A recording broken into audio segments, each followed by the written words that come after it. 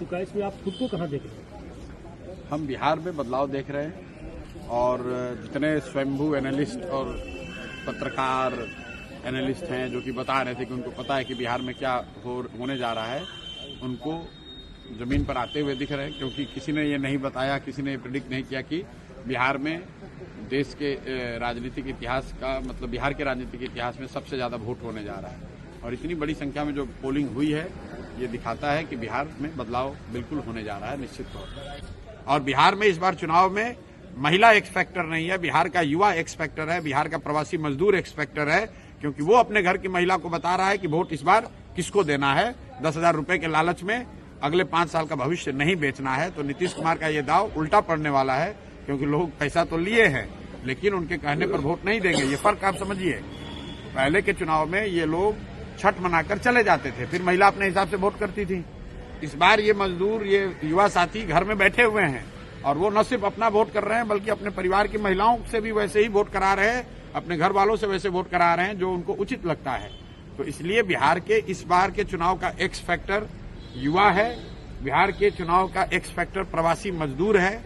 और 14 तारीख के रिजल्ट में आपको दिखेगा। कोई आदमी अगर इसको इग्नोर कर रहा है तो उसको 14 तारीख को प्राइम मिनिस्टर का स्पीच बदल गया है। वो अब गाने गा रहे हैं, कट्टों की बात कर रहे हैं गानों में।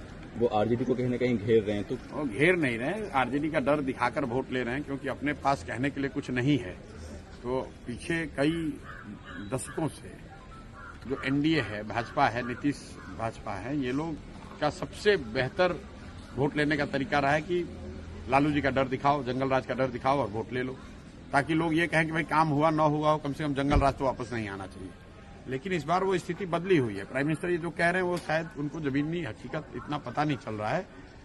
अगर आप ये कह रहे हैं कि जंगल राज नहीं आना चाहिए तो लोग कह रहे हैं ठीक है नहीं आना चाहिए, लेकिन आप क्यों आना चाहिए? जनसुराज आना चाहिए। विकल्प तो एक नया दूसरा है। जब विकल्प नहीं था तब वो प्राइम मिनिस्टर की बात ठीक थी, तब वो काम भी करता था। इस बार वो काम नहीं कर रहा है। राहुल, आप देखिए कि जो प्रवासी मजदूर है, आप लोग तो गांव देहात में यहाँ जमीन पर आज पत्रकारिता कर रहे हैं, आप लोग जरा जाकर देख लीजिए कि प्रवासी मजदूर किसको वोट कर रहा है। कल तक तो एनडीए को वोट कर रहा था, वो तो मोदी कर रहा था, आज तो वो नहीं कर रहा है। वो तो बिहार में फैक्ट्री रोजगार चाह रहा है और अमित शाह कह रहे हैं कि बिहार में तो फैक्ट्री के लिए जमीन है नहीं। तो इसका मतलब है कि आने वाले सालों में भी बिहार में फैक्ट्री नहीं लगेगा। अमित शाह ने खुद कह दिया। तो बिहार का युवा उनको क्यों वोट देगा? अगर फैक्ट्री लगाने के लिए सिर्फ गुजरात में ही जमीन है तो फिर बिहार का युवा क्यों वोट उनको देगा यहाँ? और ये पूछिए आप लोग कि अगर फैक्ट्री के लिए जमीन नहीं है तो ये जो बड़ा बड़ा सड़क सब बना है, जिसमें कि यहाँ पंजाब, आप बंगाल को गुजरात से जोड़ रहे हैं, वो सड़क बनाने के लिए जमीन बिहार में कहाँ से मिले? तो आपको अपना सड़क बनाना है, नेशनल हाईवे बनाना है तो बिहार में सड़क जमीन है, और बिहार के बच्चों के लिए फैक्ट्री बनाना है तो कह रहे हैं कि यहाँ जमीन नहीं है।